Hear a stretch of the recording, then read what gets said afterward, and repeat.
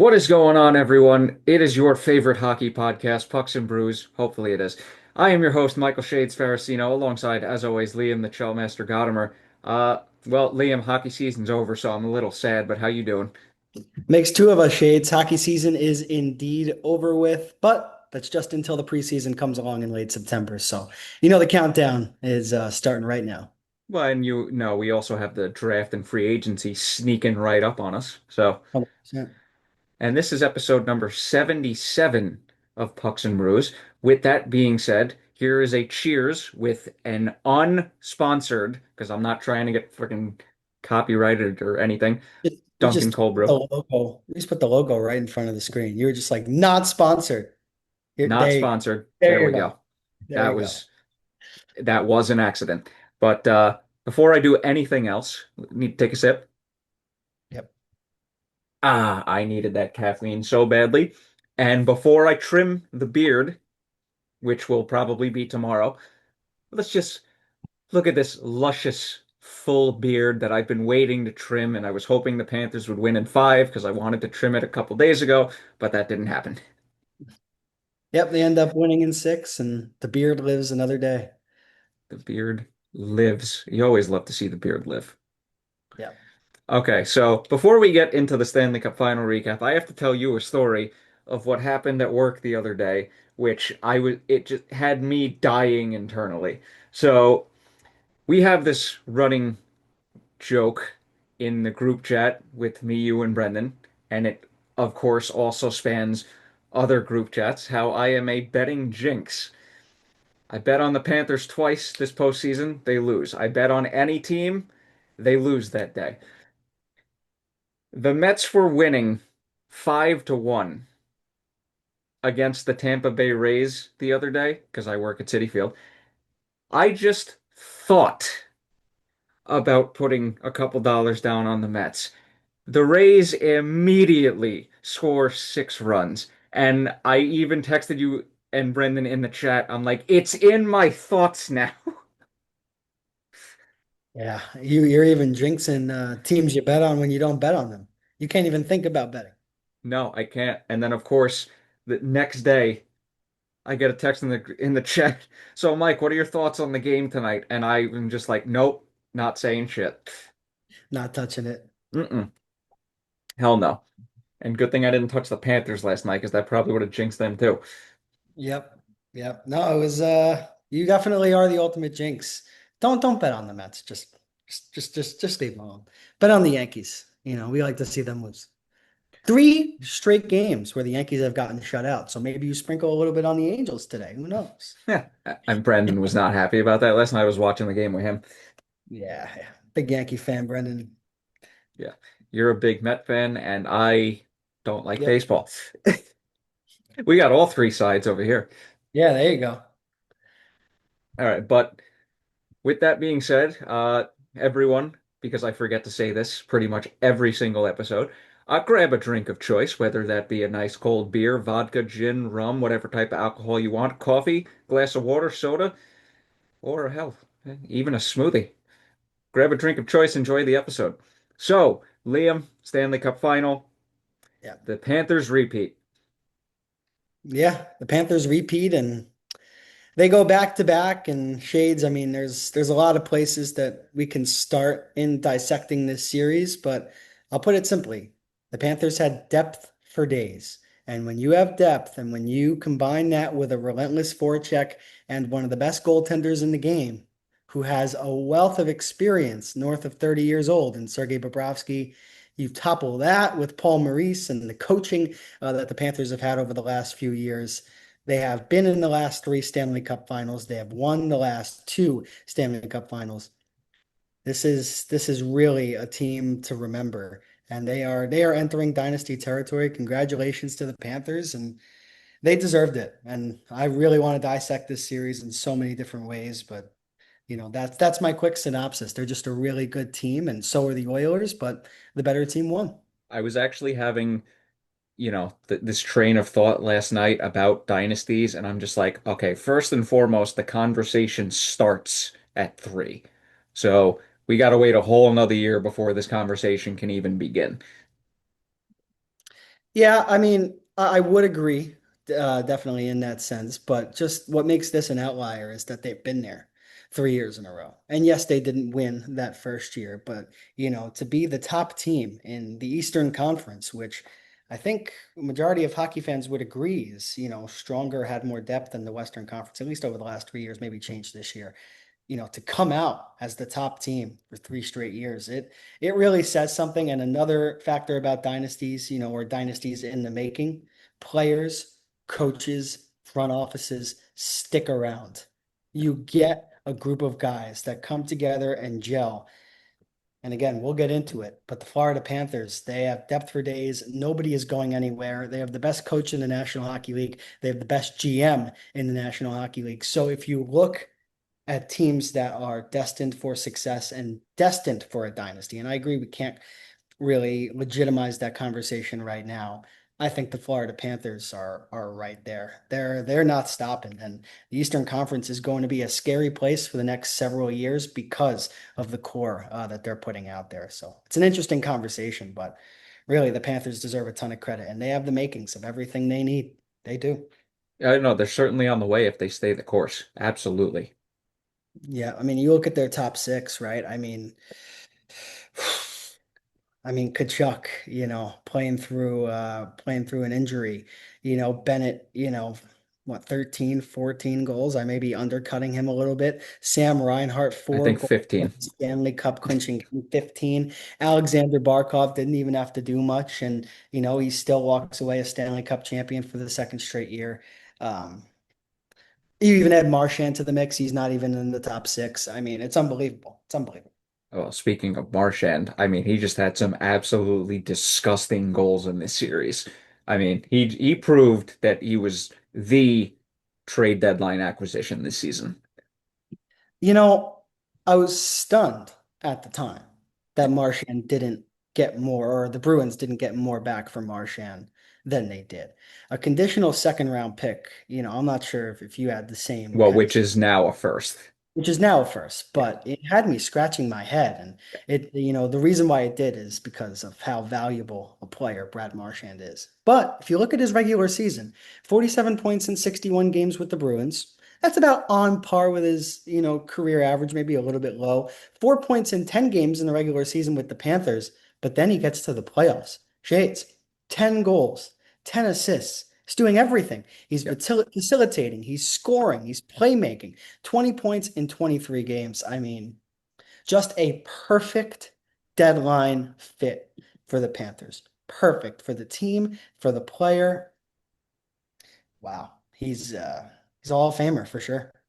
Yeah. And just because you said 10 goals and 10 assists, they showed during the game last night that the Panthers, I believe, had six players with 20 plus points going into last night's game. And Yep. what was it? Luosterainen was on the cusp with 19, and so was Lindell with 18.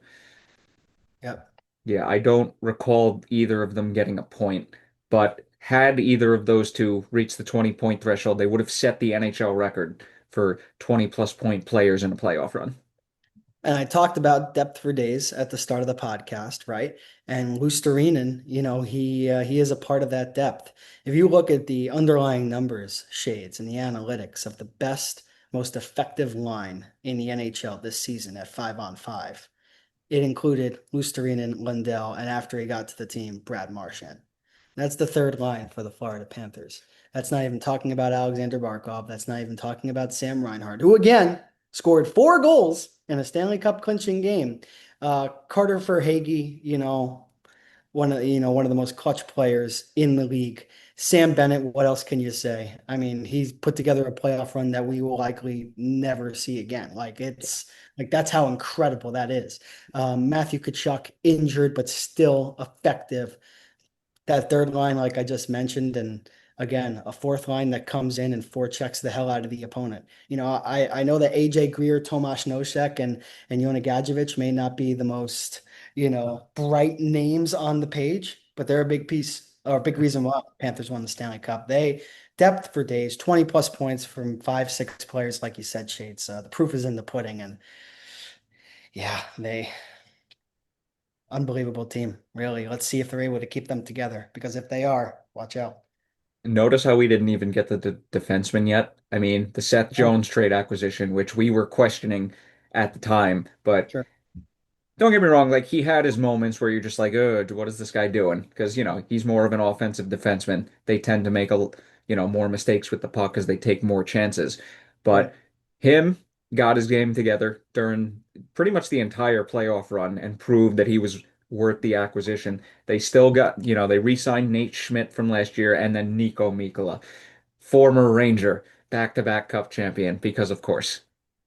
Yeah, when I look at this blue line, and again, I wasn't sure about this blue line coming into this season because they were so effective last postseason. Remember how good Brandon Montour Oh was yeah. on that blue line, and there was definitely a lot of shaking up that Bill Zito had to do at the trade deadline. Let's start with the player that you just touched on, Shades, Seth Jones. I mean, he was a minus 24 this year in the regular season. He was a minus 6 in 21 games with the Panthers. And you go into the playoffs, 9 points in 23 games, 4 goals, a plus 10. I mean, that is raising your game come the postseason. I want to give a lot of credit to Paul Maurice, who probably put him in the best situations to succeed. Nico Mikkola, again, he's a two-time Stanley Cup champion. It's time to, he's the top four defenseman in this league. Aaron Ekblad, a free agent this year. A lot of questions surrounding the former number one overall pick for the Cats. Kulikov, tough as can be. Get right up in your face. Nate Schmidt, same thing. That was one of the good moments last night. I know you texted in the group chat when, Barkov hands the cup off to Schmidt and then Yeah. subsequently to Jones as well. Both of them winning their first Stanley Cup. So that's what the game is all about. But this blue line, two big factors for me. Number one, they stayed healthy. You didn't Yeah. see this blue line go down. Ekblad, Forsling, Mikkola, Jones, Schmidt, Kulikov, they were good to go from the first game of the postseason until the last. The point production was there. Aaron Ekblad took his game to another level. And you can say that it's a contract year, but Aaron Ekblad's performance in the playoffs was outstanding. 13 points in 19 games. That's a 7 point jump from where he was last year when he played 5 more games. Played 24 games last year in the playoffs, 19 games this year, ups his point total by 7. Just incredible stuff. He's going to get paid in the offseason. Nate Schmidt, another player that a lot of teams kind of wrote off a little bit after his time in Vegas. He comes in and solidifies that bottom pair. Just like the forward group, depth for days. It's all Bill Zito. I mean, look at Yeah. this. Gustav Forsling picked up off of waivers. What a pickup. Seth Jones, you don't give Chicago too much. And I know it's a bad contract, but you bring in a legitimate top 4D. You look at the forward group, Marchand. Yes, it's a first round pick now, but I'm sure that any team in the league would be willing to give up a first round pick if you know you're going to win the Stanley Cup. You get Marchand for a first round pick. You draft Lundell. I'm pretty sure he drafted Lusterin in it as well. He traded Jonathan Huberdeau, who was making $10.5 million, one of the worst contracts in the league, and brought back Matthew Tkachuk, who I would argue is one of the top three biggest reasons why his play style, why they made the jump to Stanley Cup champion territory the last 2 years. Sam Bennett, you don't give up a first round pick for Sam Bennett. He has 16 goals, Shades. Evan Rodriguez, again, you sign him as well. Sam Reinhart, you get him for pennies on the dollar from the Buffalo Sabres. Carter Verhaeghe, who you sign after Tampa Bay, can't afford to sign him. Um, Gustav Forsling, like I mentioned, off of waivers. Like, this is one of the best GMs in the National Hockey League. And the Yeah. fact that in this cap era, he was able to build a team like this, Yeah. just incredible. And there's more coming on the way, Shades. Look at their American Hockey League affiliate, the Charlotte Checkers. They're in the Calder Cup finals right now. Look at the goaltending. Sergei Bobrovsky, yes, he's 35, 36 years old, but there's depth down there, so and also, real quick, shout out Evan Cormier, goaltender for the Savannah Ghost Pirates, Stanley Cup champion, came up as the third goaltender for the Panthers, and he got to lift the cup, which is pretty cool. But I can go on and on and on. The Panthers, yeah, I wrote them off in all 4 rounds, I believe. But they proved that they are the team. You want to be the best, you got to beat the best. And if you want to be the best, you got to beat the Florida Panthers. And, the Edmonton Oilers, they ran through that Western Conference, steamrolled, and they really didn't have a lot of life in this series. They didn't. Well, after the first two games against the Kings, yes. Yes, yes, yeah. Games, they got their shit together, but after that, there was no stopping them until the Panthers did. So, Pretty much. Yeah, I mean, hey, look, we said earlier that it was a significantly better game-to-game Stanley Cup final than it was last year, but hey, Florida just wore them down. yeah, Florida wore them down, and the longer a series goes, the less energy and the less you're able to give, I guess. I don't want to say that the you know Oilers didn't give it everything they had because they certainly did. But when you're going up against that forecheck 60 minutes a night, it can be exhausting. And to be honest, this series might have been over in 5 games, if it If it wasn't wasn't for Leon Draisaitl. for Draisaitl, and it wasn't really a skillful goal either.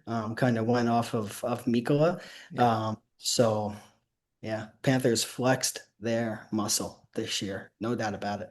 Yeah, you know that soundbite that they play and the clip that they show with wear them down so in game seven they have nothing left. Well, the Oilers had nothing left pretty much in game six. Yeah.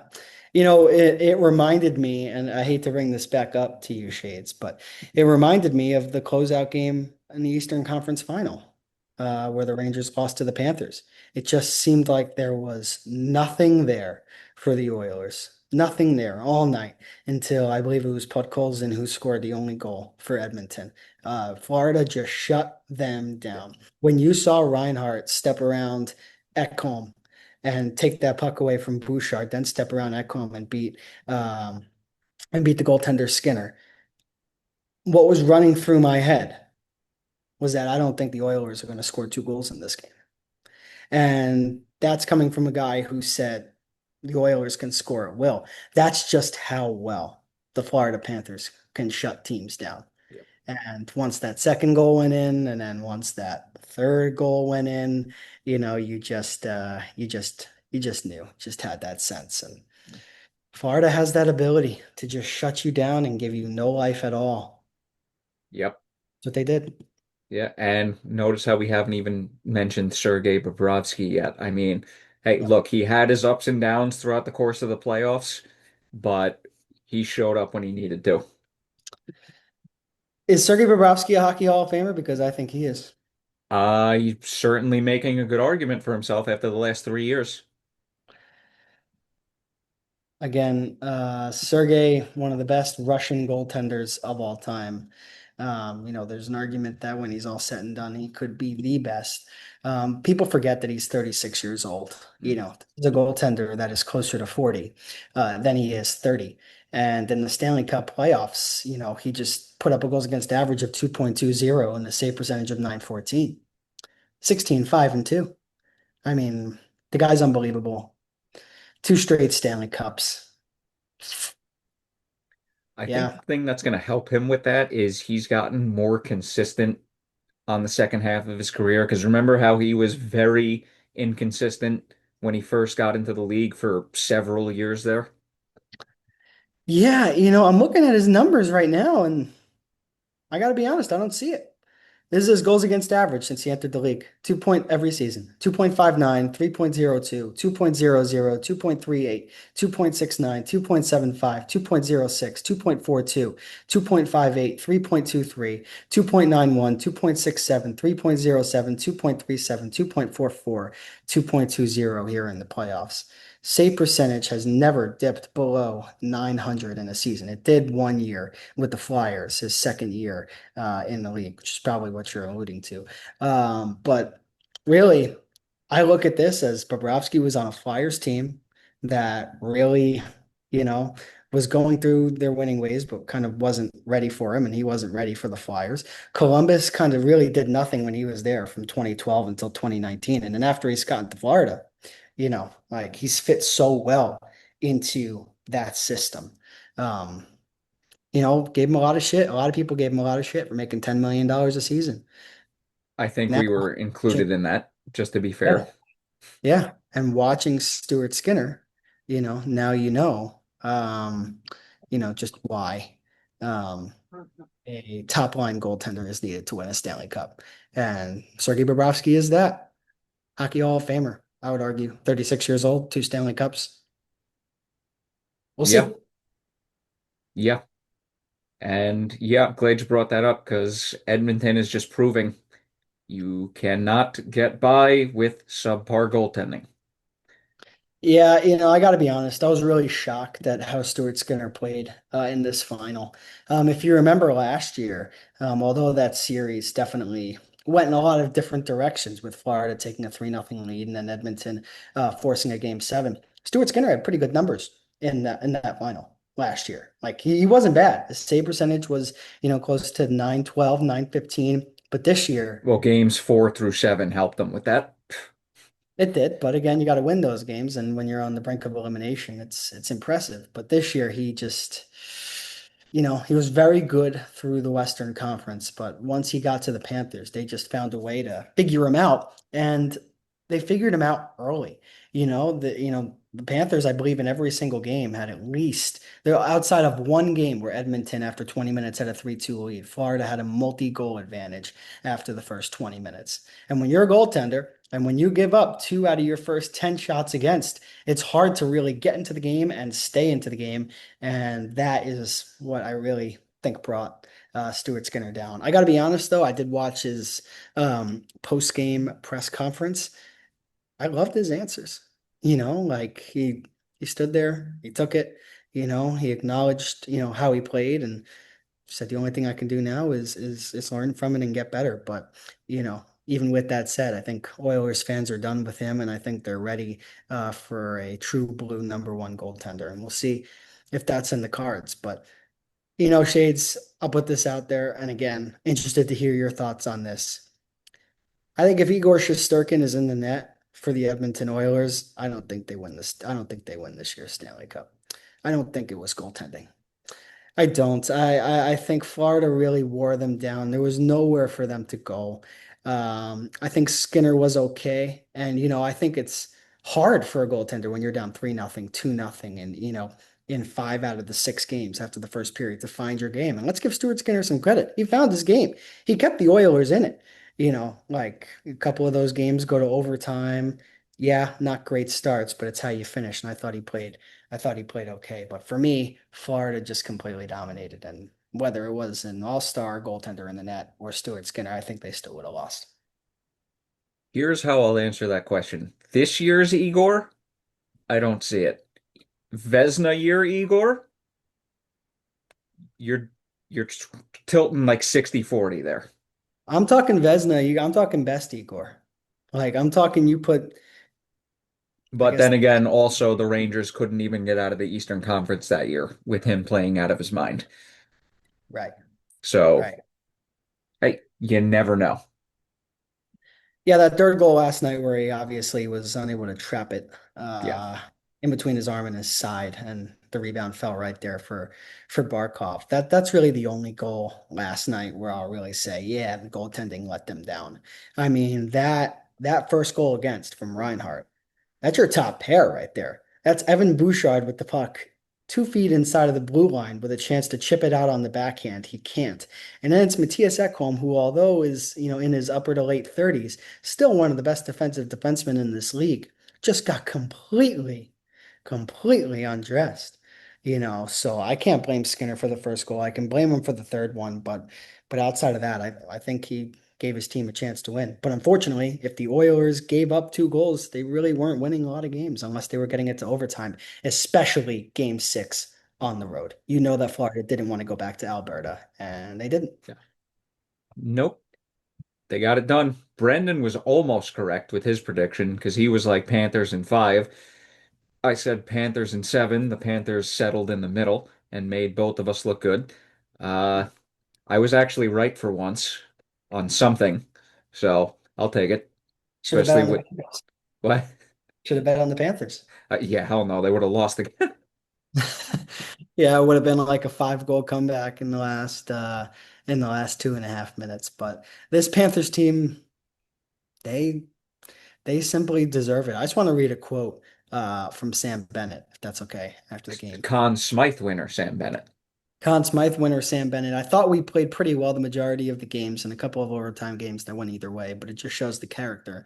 Guys were willing to do whatever it takes to shut them down, and some guys played some big minutes shutting down two of the best players in the world. That's not an easy job by any means. So it really took everyone, and everyone bought in. Couldn't agree with that more. Every single player had an impact on the Panthers winning the Stanley Cup. And Sam Bennett, I'm expecting him to get extended today. Yeah, Uh, just a hunch. I don't think that he leaves Florida, no. but we got to look at some of the best playoff runs from an individual player all time. 22 points in 23 games, 15 goals for this guy. 14 of them being on the road, right? Or 13? 13 or 14 of them being on the road. I believe it's actually 14. I believe he only scored one on home ice, which is pretty surprising in itself. Probably would have had an overtime winner too against the Oilers if he doesn't hit the post there in game number four. Game four. So, Yep. and hey, Panthers didn't have home ice advantage this time, and they still won. Just as good of a road team as they are a home team. So there are so many factors that makes Florida the best team in hockey. But for me, the coach, Paul Maurice, who wanted Paul Maurice when he was done in Winnipeg? Seriously, we were I talking would about that. say pretty much almost every team in the league, if I they were smart. disagree. There were locker room issues, a lot of locker room issues in Winnipeg, the whole thing with Pierre-Luc Dubois before he got out of there, but Bill Zito took a chance on him and brought him in. Well, that was a special case. Special case, but I don't think anybody wants a poor locker room, with their head coach, unless you're the Rangers, of course. You love that. But again, regardless, you bring in Paul Maurice, Bill Zito comes in. Um, they just have everything.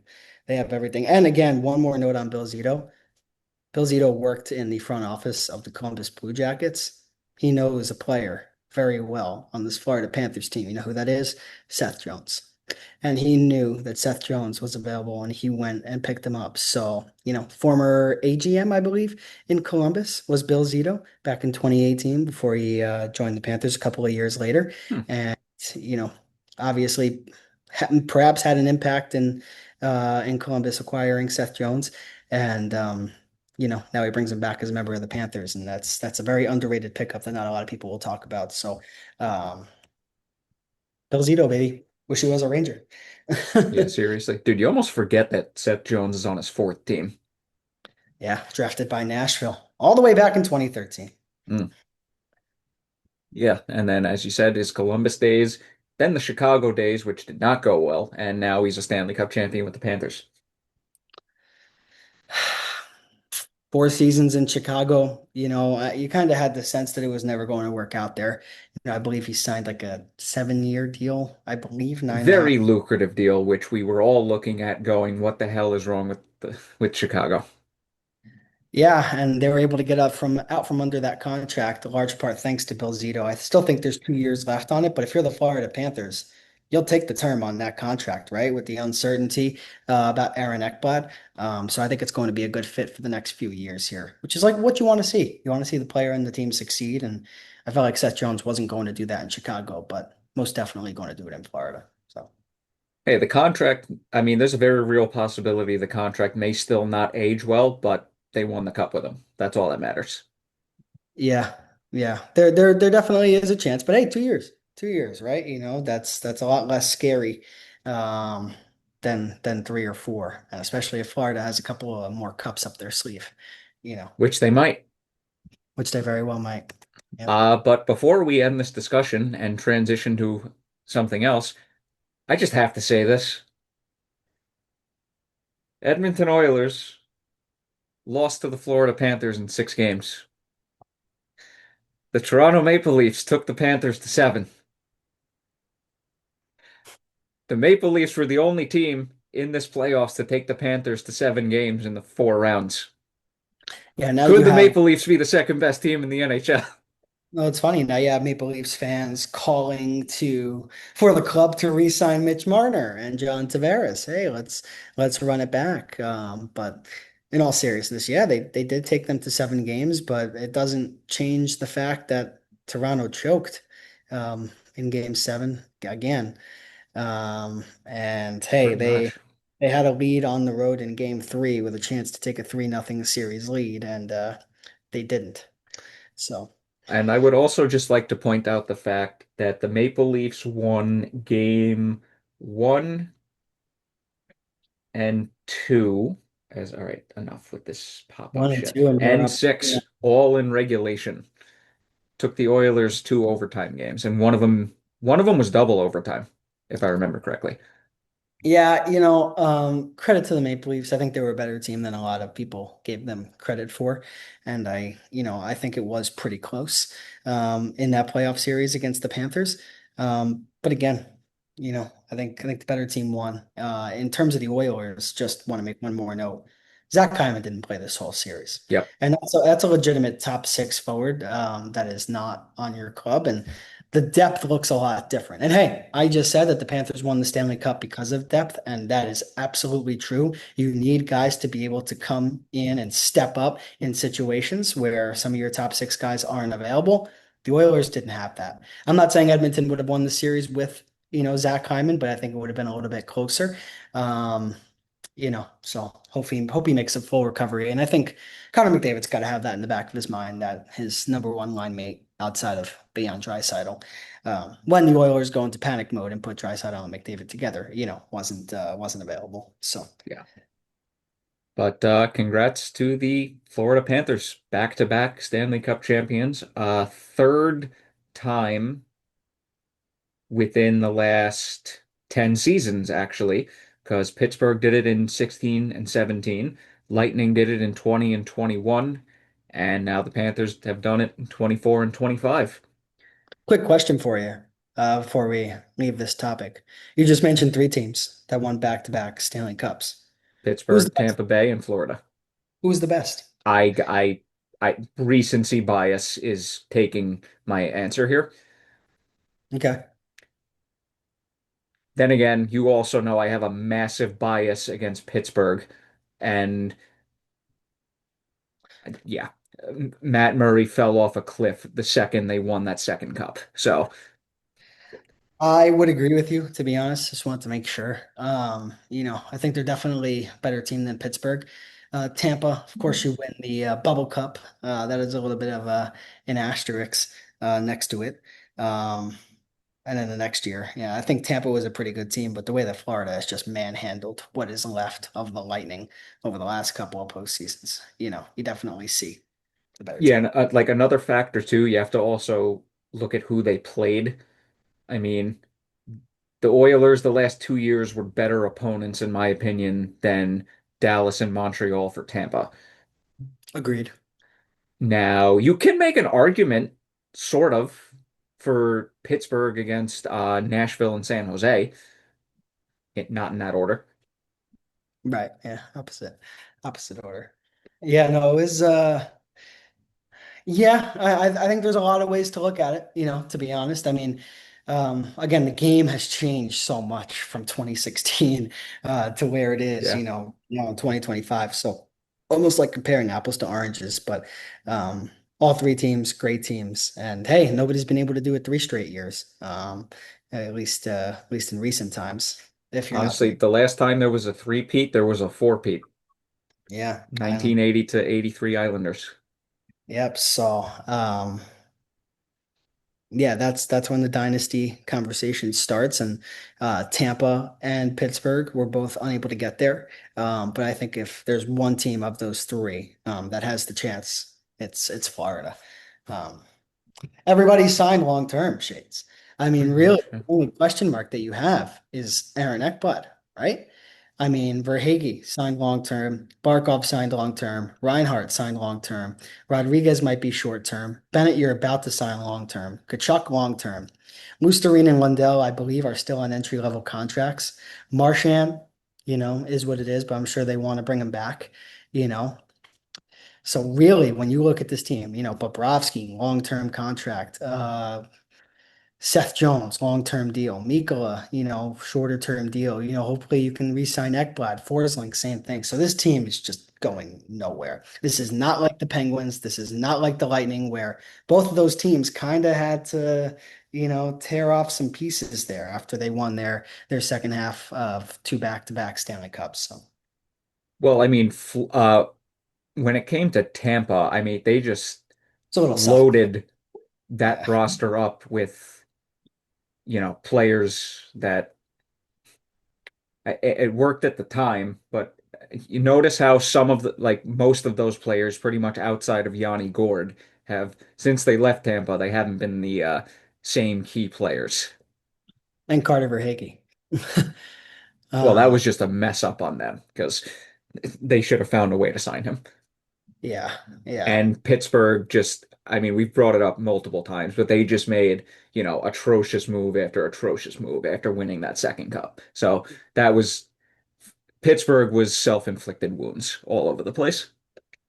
Yeah, I mean, but when you look at this team, right? Lusterin and Lindell, very young, controllable Yeah. assets, you know.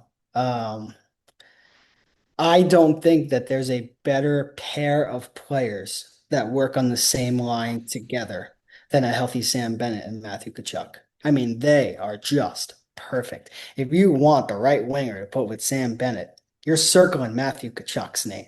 Um, so this team's got it, man. This team's got it. I'm interested to see what Bill Zito does. I gotta be honest, I wasn't sold on a lot of the pickups at the deadline. I was sold on Marchand. That's definitely, you're never gonna criticize Brad Marchand coming to a team. I wasn't sold on Mikola. I wasn't sold on Well, Jones. actually, I was kind of sold on Mikola because I'm just like, Rangers should have re-signed him, and that's how I felt at the time. I just Yeah, didn't realize he was going to turn into this.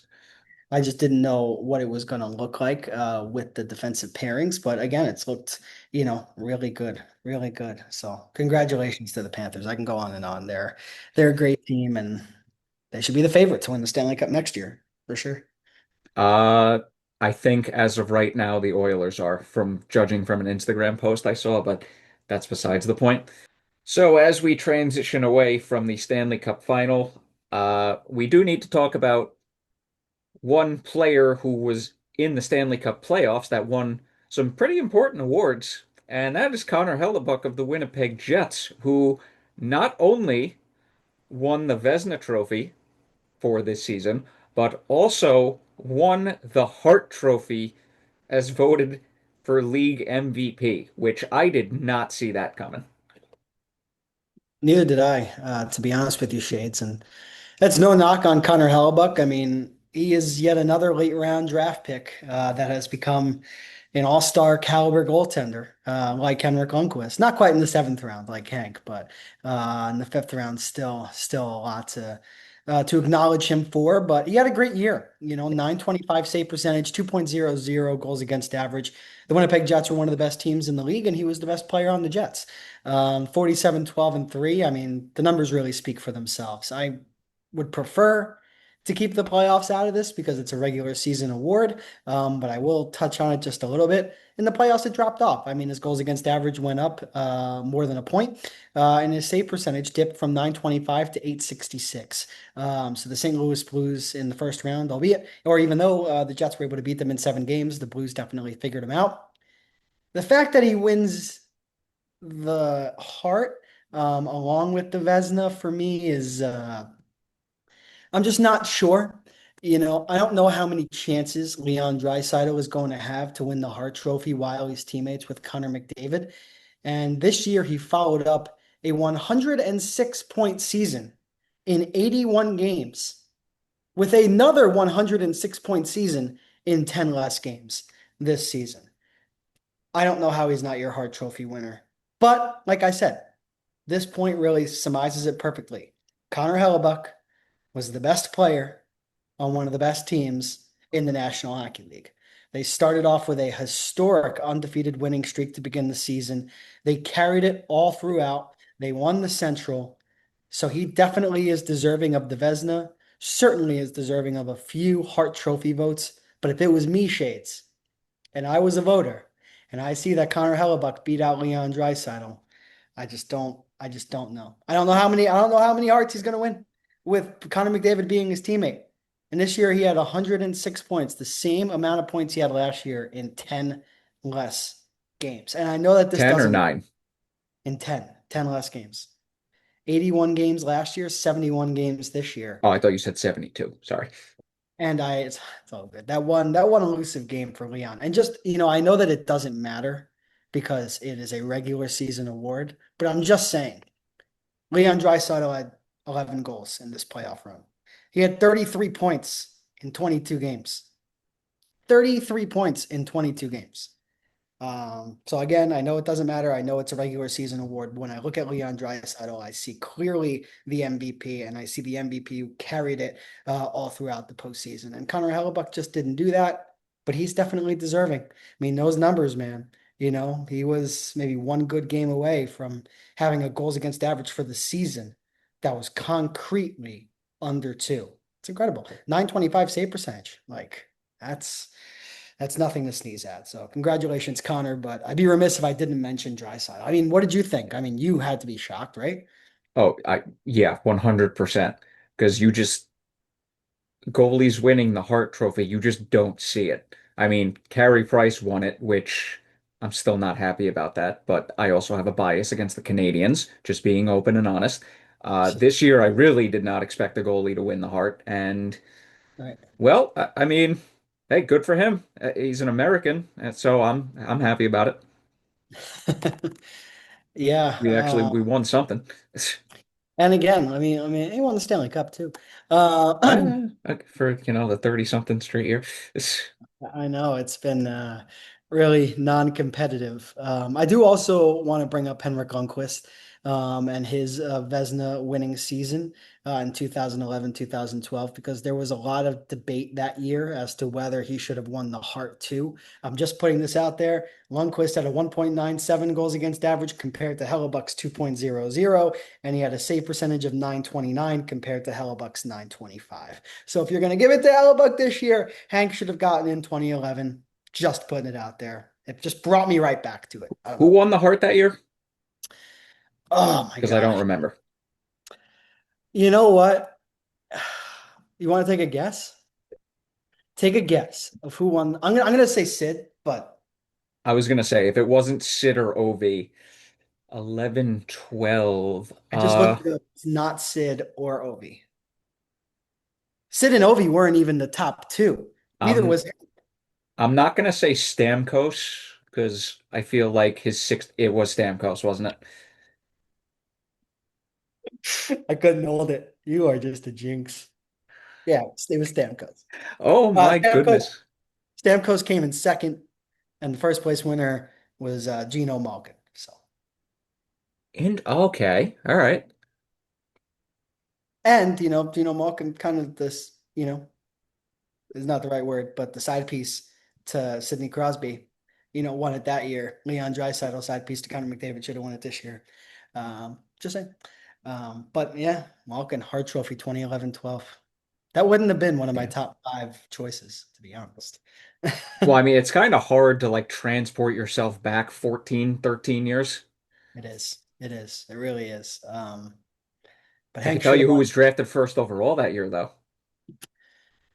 Who was it? I don't. I better not have just jinxed myself. It Was was that not. McKinnon's year, Oh, I don't know. or am I a year off? I think McKinnon was 2012. Son of a bitch. Okay. It was not the McKinnon year. Okay. All right. Okay. It was. Oh, Wait, Nail right. Yakupov wasn't 2012? McKinnon might have been 2013. Yakupov was 2012, Okay. So but he was not 2011. no, no, 20. I don't even remember 2011. It was Ryan Nugent Hopkins. Oh, yes. Good And times. 2013 was McKinnon, Barkov, Drouin, and Seth Jones. Two out of the Three four. of those four are Stanley Cup champions from last night. Yeah, Darnell Nurse also selected in that draft. Oh, the draft is so fun. I can't wait for that to come along. Hey, it's right Um, around the corner. right around the corner. But congratulations to Connor Hellebuyck. Well deserved. Stinks Yes. for Leon Draisaitl, but I'm sure he would have rather to win last night. And he didn't get either. I know this is a different sport, but Steve Nash would trade in his two MVPs for a title, Yes, yes, I even agree. though that's not the same exact conversation, but you get what I mean. Oh, sure. I love myself some Steve Nash. Good player, good player. Pretty good Too bad player. the Lakers got him when he was washed up. But yeah. Yeah.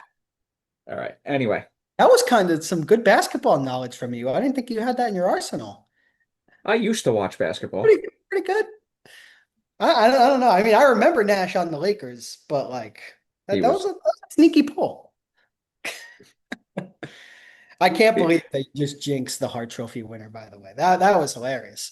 Oh, it's not Stamkos. It's not Stamkos. well technically it Oh, wasn't. he was second. He was second. He was so it was We're, close. we're clipping that and we're sending that to Brendan. Yeah, it's a Oh, mess. Jesus. Oh, good Lord. All right. Anyway, we got to talk about the Rangers because some shit's gone down.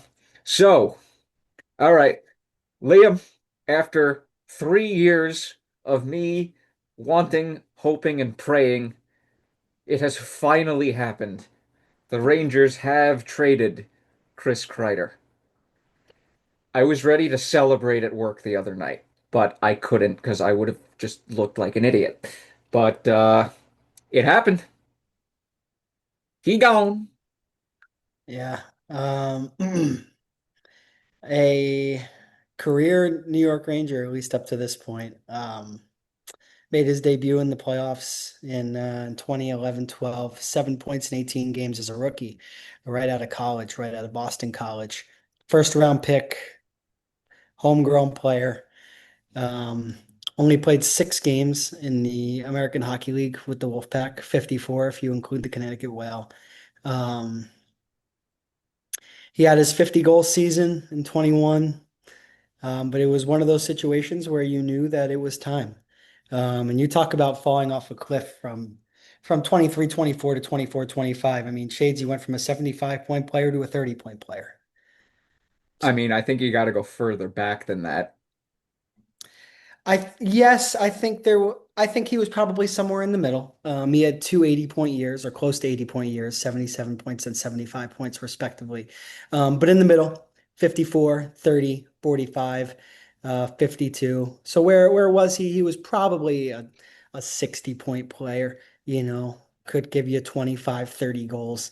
Um, just a great Ranger. He's my favorite player since he put on the jersey and since he stepped onto Ottawa ice in that playoff run. I definitely let out my feelings in our text chat. Like it's definitely understandable why he's not here anymore. He wouldn't forecheck. Um, the energy and the effort level was questioned on a Majorly. night-to-night basis. But this is also a player that scored huge goals for us in the playoffs and, you know, helped us to go on a lot of runs that we would not have gone on otherwise if it weren't for number 20. Um, I wish him the best in Anaheim. I'm a Ducks fan. I'll just say that, going to be rooting for him, going to be rooting for the Ducks. I'm happy with the way that Chris Drury handled the situation. I think with what happened with Goudreau and what happened with Trouba, I think there was a lot of worry that maybe Kreider wouldn't be treated the right way on his way out. Kreider had nothing but good things to say about the organization. So I think it really ended on a good note.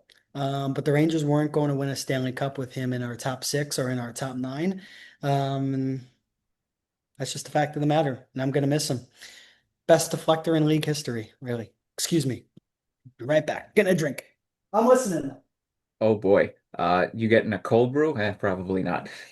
But I mean, I would argue best deflector in league history is Joe Pavelski, but that's just me because I watched them for all those years. But look, he scored. He had his 50 goal season back in 21-22, and I was like, you know me, I was saying during that season, I was bringing it up to a lot of people and they were not happy. But 3 years later, they're just like, okay, yeah, now I see it. I mean, he was deflecting a lot of pucks because he was in front of the net a lot that season. Starting the next season, wasn't in front of the net as much. Play was very noticeably falling off, and I noticed it during his 50 goal season. but things just got progressively worse with him. It's like he was just going out there for cardio sessions, game in and game out. And most of the time, it didn't even look like that because you just didn't see any effort, which, I mean, that pissed me off. But look, he had, he was on the Rangers for 12, 13 years, basically. Like he had his moments, especially in the playoffs. We were talking about the goal in Montreal in Game 4 back in 2014. We should have won that game, but I digress. The tying goal in Washington against Game 5. I didn't say that right, but you know what I mean, in 2015. And he had the hat trick last year against Carolina in Game 6. It's probably top three moments of his Rangers career. But fact of the matter is, it was time, and they needed to move on. Yeah, it was time. For me, game six against Washington, 2014 on the road. You have to win game six to get to a game seven, and 90 seconds in, he scores and sets the tone. That definitely is up there for me. But like you said, too many nights where he was invisible, where it looked like there were cardio sessions. But Kreider is what made the Rangers power play elite. He was a nightmare of a net front presence for opposing goaltenders. I mean, you have somebody who's 6'6", 250 pounds, parked right in front of you. Somebody who has hand-eye coordination like really no other outside of Joe Pavelski in the league's history. Um, Great player. Gonna miss him so much. But he's not the player he was. And if you want to win a Stanley Cup, you have to say goodbye to some faces that you love as a fan base. And I'll give you one for an example. I'm sure, and again, this is not the same situation at all because Kreider did not get a lot back, and this player did. But Jonathan Huberdeau in Florida was beloved by Panthers fans. 100-point player, top line winger. And when they moved on from him, there was a lot of uncertainty, but that's the move they needed to make to take that next step and go win the Stanley Cup and go win back-to-back Stanley Cups. So maybe this will be addition by subtraction for the Rangers. You can get somebody else on Mika's wing to help drive the play. It does suck for team chemistry, though. I mean, in that locker room, Trouba, Goudreau, Kreider have all been ripped out. And, I don't care what you say about the on ice play. Like when you rip out three of those guys, that's going to have an impact on your room. And there is a need to go and retool that roster for sure. Joe Micheletti talked about this on a podcast, and it's not Kreider centric, but Joe Micheletti was talking about why was the reason that the Rangers had such a down year this year. And he said it was Trouba and it was Goudreau being gone. And it was, you don't talk about the impact that that has on the locker room. And nobody was bought in anymore. Like what if I'm next kind of thing. And Kreider was next.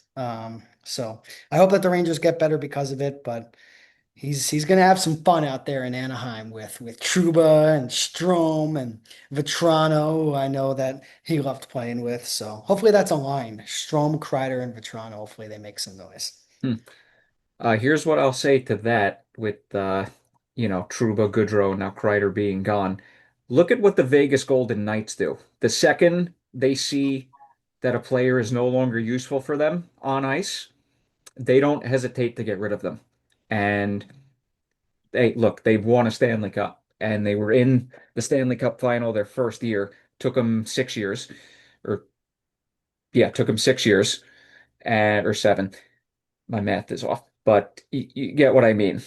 You can't, as a GM in this league, you have to be aware of when a player's, quality of play starts to drop off. And in my opinion, like they should have arguably tried to get rid of Kreider sooner because you could see it. Yeah, but it's hard to trade a guy, who is your biggest performer in almost every single playoff run that you've been in. I mean, 16 points, 9 points, 12 points in 27 and 16 games in the last three playoff runs for the Rangers. So I definitely think there's an argument for not trading him soon enough, but it's really hard to trade one of your point producers and one guy that, is like, how do you trade a guy who scores 50 goals? Like, it's a tough thing to do, So I think the Rangers may have waited too long, but because this was really the year where he dropped off. I mean, yes, I mean, it was iffy, but I read into where he had 77 points, 54 points, 75 points. Like that's the player Kreider was. He's not a 30-point player. So it's a move that you had to make. I'm very interested to see how he does in Anaheim. Really, I am. He's getting up there in age though, 34. Yeah. And you get rid of the $6.5 million too. Got to talk about that. It's massive going into this offseason because you never know. Yeah, that's definitely going to be talked about by us, further along in the offseason when, trades happen before and at the draft and into free agency and all that. But we didn't even talk about the return yet. So basically, Kreider gets traded for a prospect, and there's a pick swap from a fourth and a third. Rangers moving up. So yeah, that's not a great return for somebody who is a consistent 20 goal scorer as bad as he plays. That's who he is as a player, consistent 20 goal guy. But you may be right. This could be addition by subtraction, but at the same time, they need to fill his spot with somebody who is actually going to help them on ice. And I think they will. And I think what Drury is doing, more than anything, is he's just creating a blank canvas for himself to be able to go into the offseason and whatever move might come along, whatever player might become available, whoever they might have mutual interest with in free agency to fill those roles. He is going to have the flexibility and the resources to be able to do so. It's going to be interesting who they bring in and really what this team looks like because you've really stripped it down, especially when you talk about the moves that could be forthcoming as well. I think it's going to be very, very much a different roster, and I hope it works out for the better. I really do. And Kerry Terrence, the prospect that they get back, I mean,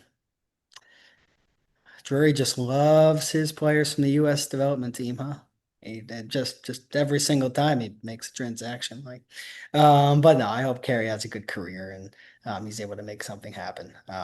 You get a pick, you move up in the draft. That's nice. This is a deep draft, so maybe you're able to find a gem in the third round with the pick that you're able to pick up. Remember, third round pick, baby. Second round pick, third round pick, second No, it round was a pick. fourth and a third pick Um, swap. no, I'm talking about Will Cooley. Oh, second round pick, 60th over or 59th overall, something like that. He was 60th, yeah. Yeah. But but yeah, hopefully it turns into something. Gonna miss Crides. But again, Chris Drury continues, to get rid of big time cap hits and get value back. Like so credit to him. It's not really easy for a lot of other teams in the National Hockey League to get rid of big contracts.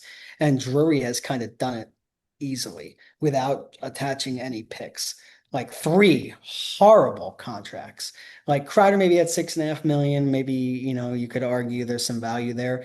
But Goudreau with the term that he had and Trouba making 8 million. I mean, just awful deals. And he gets out from under them and gets some value in two out of the three trades, or two out of the three transactions. So got to tip the cap to Drury. But now it's what you do with the money.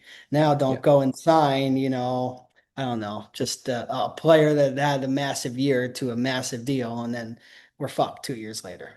So it's what you do with the resources you have, and now Drury has it in his back pocket.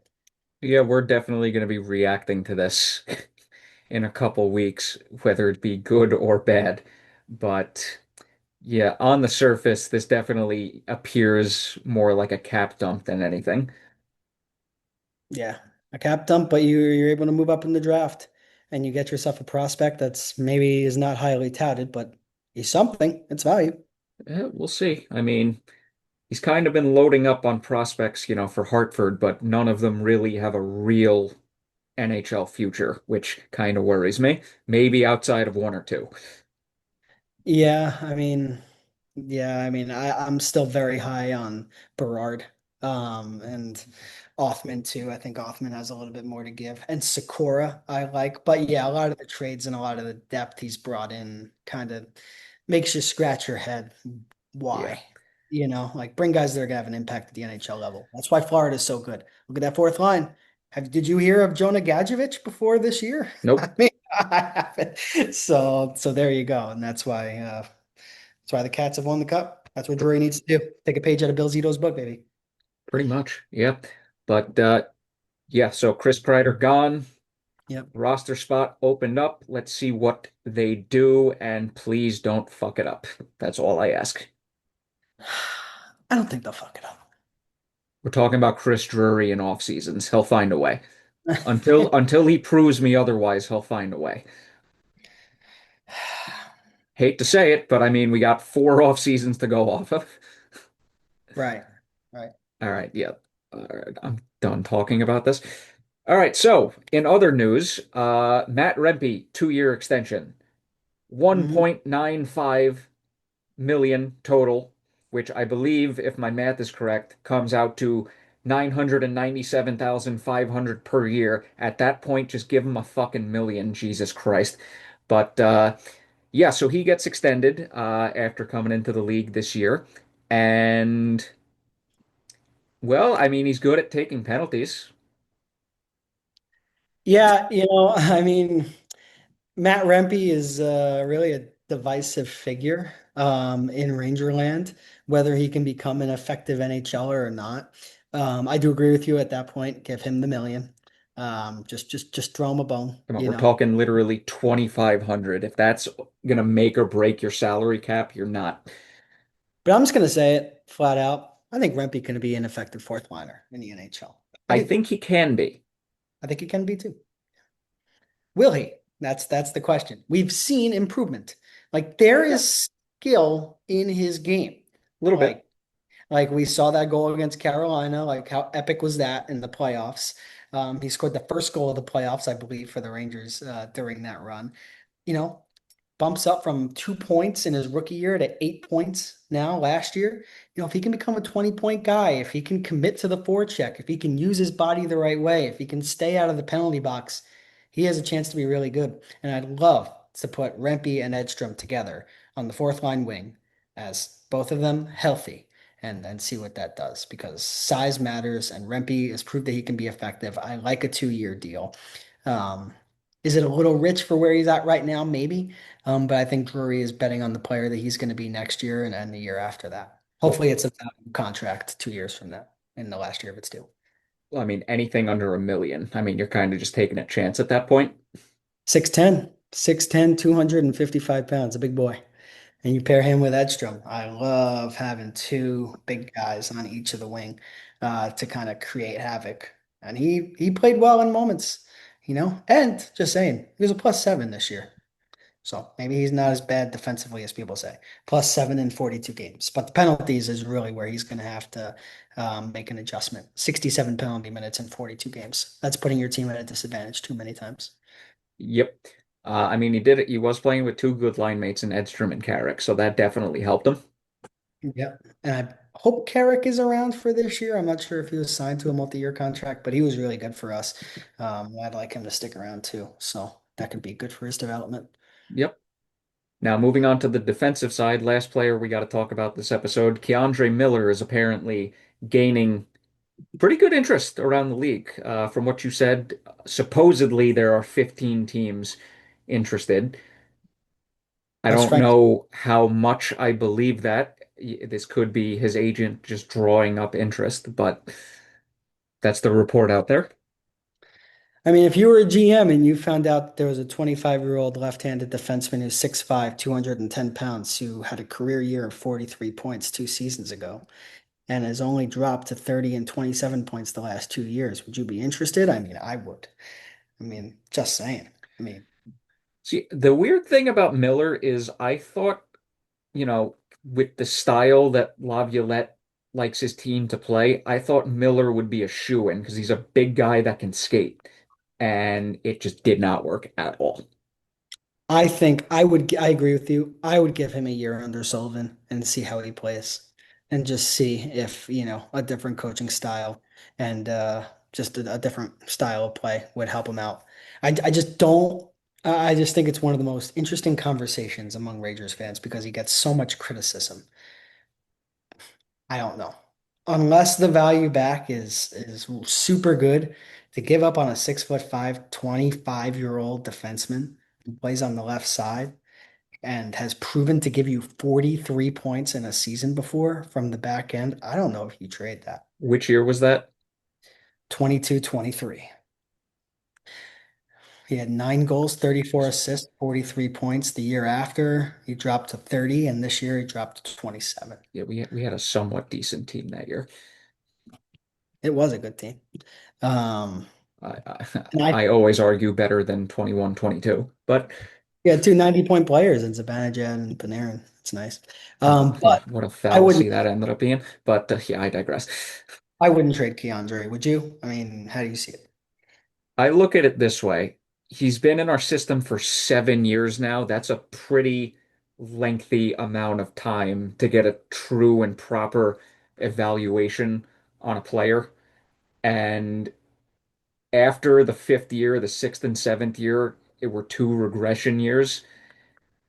I wouldn't be opposed to it, but I also don't want to give him away for nothing. Yeah, the 2 years of team control that you were talking about, he was playing at Wisconsin, so I wouldn't include that. I'd say he has 5 years at the NHL level, and this will be year six. Well, at Um, least at the professional level. Yeah. yeah, yeah. I wouldn't give up on him. I really wouldn't give up on him, to be honest. How many 43 point defensemen in this league are available?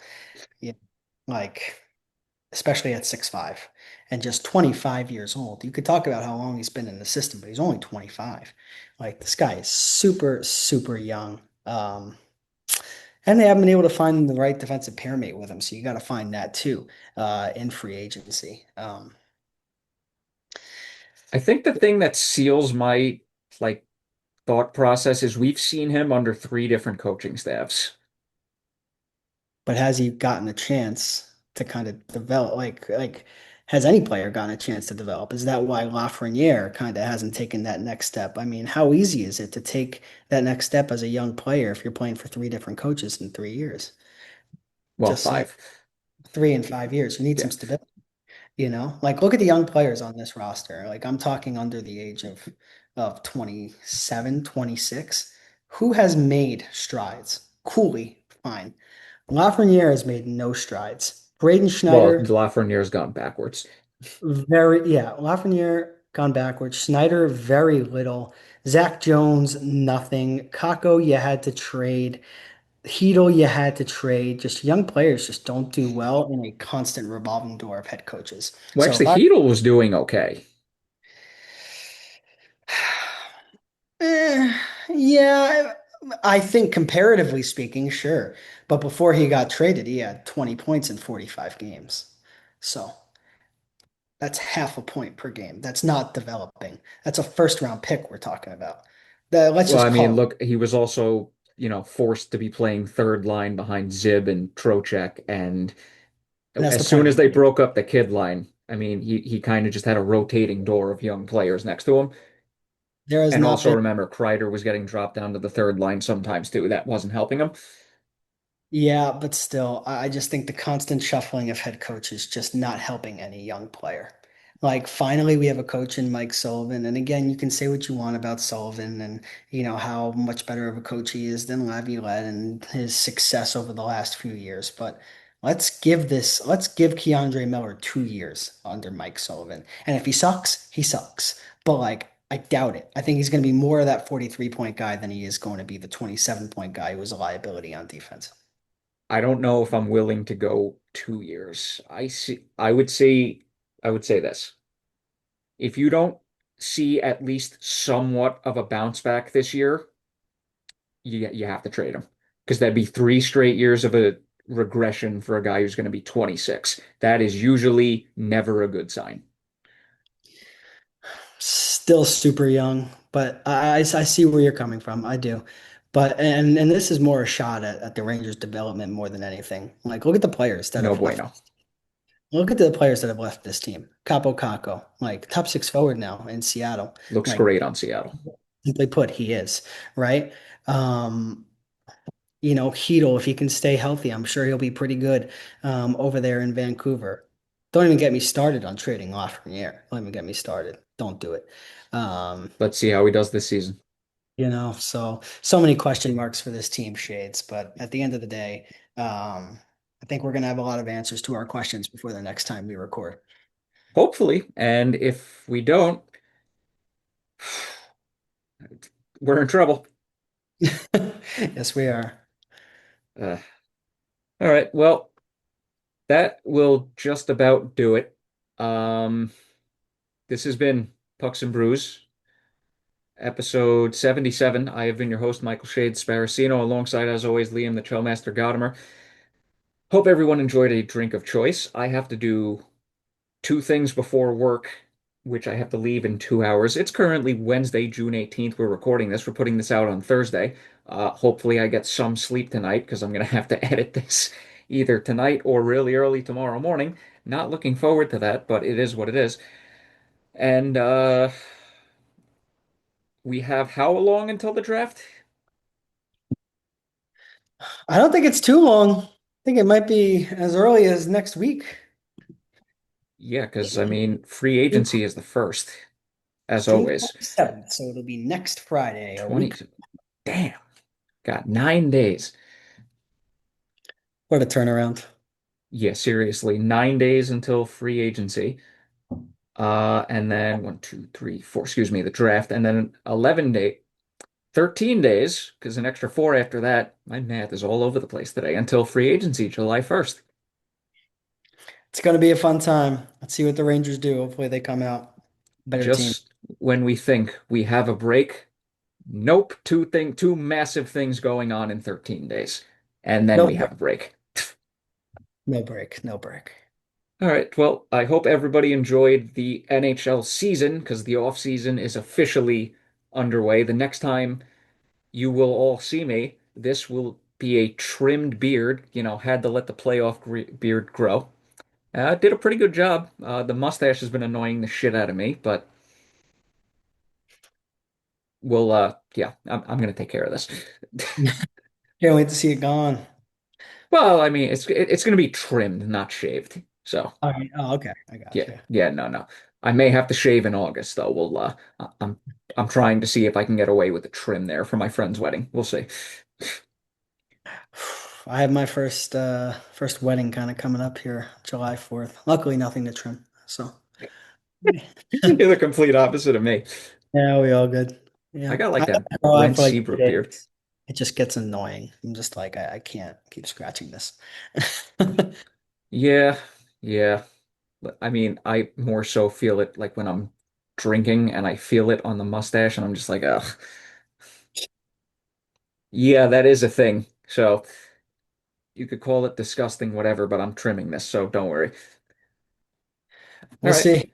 Yeah, we will see indeed. But until then, uh everyone go nuts with reading up on draft prospects and all that. So yeah, follow us on our socials in the description below. Comment, subscribe on YouTube. Please like the video. Please helps us out a lot. And on to the not NFL, on to the NHL draft we go. Goodbye, everyone.